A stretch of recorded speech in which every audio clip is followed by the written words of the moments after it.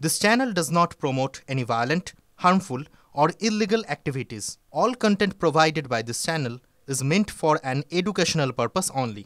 Top quality और consistent performance के लिए सिर्फ सिल्वर पंप्स नाम याद रखना। दीघार जगन्नाथ मंदिरेर प्रसादेर संगेও তৃণমূলের প্রসাদের প্যাকেটের সঙ্গে বিতরণ করা হচ্ছে তৃণমূলের লিফলেট। কলকাতা পুরসভার 143 নম্বর ওয়ার্ডের কাউন্সিলর ক্রিস্টিনা বিশ্বাস দীঘার জগন্নাথ মন্দিরের প্রসাদের সঙ্গে বিতরণ করছেন দলের লিফলেট, যেখানে তৃণমূলের বিভিন্ন কর্মসূচির বিষয় এবং মানুষের জন্য তারা কি করেছে সেই বিষয়গুলো উল্লেখ রয়েছে। ক্রিস্টিনার বিরুদ্ধে মুখ খুলেছেন তৃণমূলের কাউন্সিলর সুদীপ পল্লে। কর্মসূচি আলাদা, লিফলেটগুলিটা দলের মহিলা সেলের কাজ কর্মসূচি ছিল, সেটা একটা আলাদা কর্মসূচি। আর প্রসাদ বিতরণটা এটা সরকারের কর্মসূচি। একজন জনপ্রতিনিধি হিসেবে আমিও করছি, অনেক জনপ্রতিনিধিকে ক্রিস্টিনাও সেটা দায়িত্ব পেয়েছে। কিন্তু ক্রিস্টিনাকে আমি বারণও করেছিলাম, জানি না কেন তিনি এটা করলেন। আমি বলেছিলাম দল এটাকে মান্যতা দেয় না, তারপরেও শুনেছি আমি ক্রিস্টিনা এটা করেছে, সেটা তার দায়িত্ব। এখানে দল কোথাও দায়িত্ব নেবে না। তৃণমূলের কাউন্সিলর এখানে তৃণমূলের ভোট প্রচারে নেমে গেছে। মমতা বন্দ্যোপাধ্যায়ের উদ্দেশ্য তো পরিষ্কার।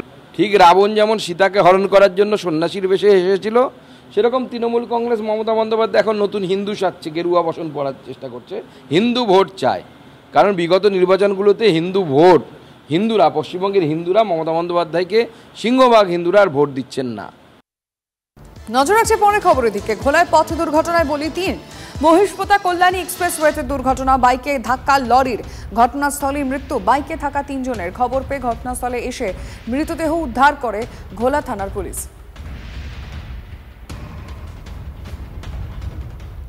নিউ টাউনে বিশ্ববাংলা গেটের নিচে দুর্ঘটনা, বাসের ধাক্কায় মৃত্যু সাইকেল আরোহীর। রাজারহাট থেকে নবান্ন রুটের বাসটি অ্যাক্সেস মলের দিকে যাচ্ছিল, আর সেই সময় বিশ্ববাংলা থেকে নিউ টাউন থানার দিকে যাচ্ছিলেন সাইকেল আরোহী গৌরাঙ্গনগরের বাসিন্দা অমল রায়। বাসের ধাক্কায় ছিটকে পড়ে যান সাইকেল আরোহী। আহতকে উদ্ধার করে আরজি করে নিয়ে যাওয়া হলে চিকিৎসকেরা মৃত বলে ঘোষণা করেন।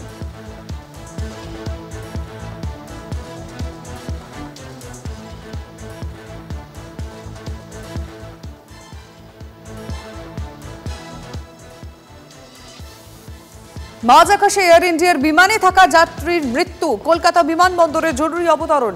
কানাডার ভ্যাঙ্কুভার থেকে কলকাতা হয়ে দিল্লি যাওয়ার পথে বিমানে মৃত্যু হয় মহিলা যাত্রীর। জ্বালানি নেওয়ার জন্য ভ্যাঙ্কুভার থেকে দিল্লি যাওয়ার পথে কলকাতায় অবতরণ করেছিল বিমানটি। কলকাতা থেকে দিল্লির উদ্দেশ্যে রওনা দেওয়ার পরই সংজ্ঞাহীন হয়ে পড়েন ওই যাত্রী। কলকাতার এয়ার ট্রাফিক কন্ট্রোলের সঙ্গে যোগাযোগ করে জরুরি অবতরণ করানো হয় বিমানের। ভিআইপি রোডের ধারে বেসরকারি হাসপাতালে নিয়ে গেলে মৃত বলে ঘোষণা করেন চিকিৎসকরা।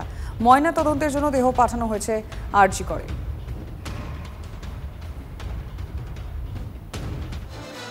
বকেয়া ডিএর 25% দেওয়ার নির্দেশ দিয়েছিল সুপ্রিম কোর্ট, আর আজকে সেই সময়সীমা শেষ হচ্ছে। আজ আবার রথের সরকারি ছুটি। সরকারি কর্মচারীরা ভেবেছিলেন যে গতকালই বিজ্ঞপ্তি জারি হয়ে যাবে, সন্ধে পর্যন্ত কিচ্ছু হয়নি। আদালত অবমাননার মামলা করার হুঁশিয়ারি কর্মচারী সংগঠনের।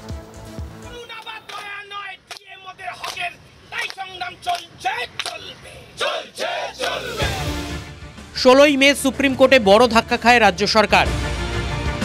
সরকারি কর্মচারীদের বকেয়া ডিএর 25% দেওয়ার নির্দেশ দেয় শীর্ষ আদালত।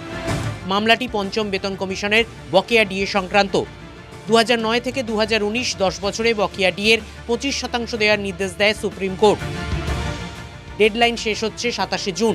রথের সরকারি ছুটি থাকায় সরকারি কর্মচারীদের আশা ছিল বৃহস্পতিবারের মধ্যেই নির্দেশিকা জারি করবে নবান্ন, কিন্তু সন্ধে পর্যন্ত বিন্দুমাত্র নড়াচড়া দেখা যায়নি। রাজ্য সরকার সূত্রে খবর, নির্দেশ পরিবর্তন চেয়ে ইতিমধ্যেই সুপ্রিম কোর্টে আবেদন করেছে রাজ্য, কিন্তু এখনও লিস্টিং অর্থাৎ তালিকাবদ্ধ হয়নি মামলা। আদালত অবমাননার নোটিশ পাঠানোর হুঁশিয়ারি সংগ্রামী যৌথ মঞ্চের। আদালত অবমাননার নোটিশ দিতে চলেছে রাজ্য সরকারকে, সেটা নোটিশ রেডি হয়েছে। 14ই জুন বলা হয়েছিল সুপ্রিম কোর্টের অর্ডারে যে 4 সপ্তাহের মধ্যে এই নোটিশ দিতে হবে এবং 27শে জুনের মধ্যে 6 সপ্তাহের মধ্যে বকেয়া মিটিয়ে দিতে হবে। তো সেই নোটিশই তো বেরোয়নি। সুপ্রিম কোর্টের অর্ডার ইতিমধ্যে ভায়োলেট করা হয়ে গেছে। আমরা চেষ্টা করব 4 আগস্ট যে মামলাটার পরবর্তী তারিখ আছে তার আগেই মেনশন করে এই কন্টেম্প পিটিশনটা যদি মাননীয় সর্বোচ্চ আদালত শোনে, তার দিকে আমাদের লক্ষ্য থাকবে। কি বলছে তৃণমূল প্রভাবিত কর্মচারী সমিতিগুলি? দেখুন, এটা প্রশাসনের ব্যাপার, এটা আদালতের ব্যাপার, এটা প্রশাসন তার ডিসাইড করবেন। আমি বারবার বলেছি, আমাদের নেত্রী কখনো বলেননি দিয়ে দেবে না, উনি সবসময় কর্মচারীর পক্ষে। রাজ্য সরকারকে বিনতে ছাড়ছে না বিরোধী দলগুলি। কিন্তু আদালত অবমাননায় পড়বে, আমাদের মুখ্য সচিব এরপরে জেলে যাবেন। রিয়াকশান নিশ্চয়ই হবে। আর উনি যদি ভাবেন উনি যে কায়দাতে পশ্চিমবঙ্গটা চালান ঠিক সেই কায়দাতে সুপ্রিম কোর্টটা চালাবেন, তাহলে খুব ভুল করবেন। সরকার মেলা, খেলা, ফষ্টি নষ্টি তাতে আগ্রহী, মানুষের কী হবে আর কর্মচারীদের কী হবে তাতে আগ্রহী নয়। কালীগঞ্জেও পোস্টাল ব্যালটে তৃণমূল বিরাটভাবে এগিয়ে, অর্থাৎ যারা দায়িত্বশীলভাবে সরকারি কর্মচারী কাজ করছেন তাদের সমর্থনটা কিন্তু এখনও মুখ্যমন্ত্রী মমতা বন্দ্যোপাধ্যায়ের পক্ষে রয়েছে। এই বিতর্কের মধ্যেই কলকাতা হাইকোর্টের নির্দেশ মেনে ষষ্ঠ বেতন কমিশনের পূর্ণাঙ্গ রিপোর্ট প্রকাশিত হয়েছে। কমিশনের সুপারিশ ছিল রাজ্য সরকার তহবিল অনুযায়ী ডিএ দিতে পারে, কেন্দ্রীয় সরকারের পে কমিশন মেনে মহার্ঘ ভাতা দেওয়ার প্রয়োজন নেই। কমিশনের চেয়ারম্যান অভিরূপ সরকারের ভূমিকার সমালোচনায় সংগ্রামী যৌথ মঞ্চ।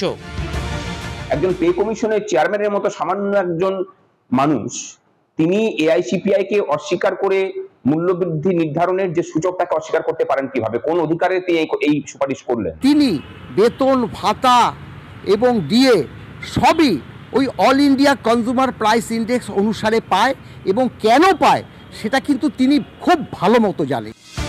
আদালতে কি এই রিপোর্ট হাতিয়ার করবে রাজ্য? সেই উত্তর খুঁজছেন ডিএ বঞ্চিত কর্মচারী ও পেনশনভোগীরা। Bureau report, TV9 Bangla.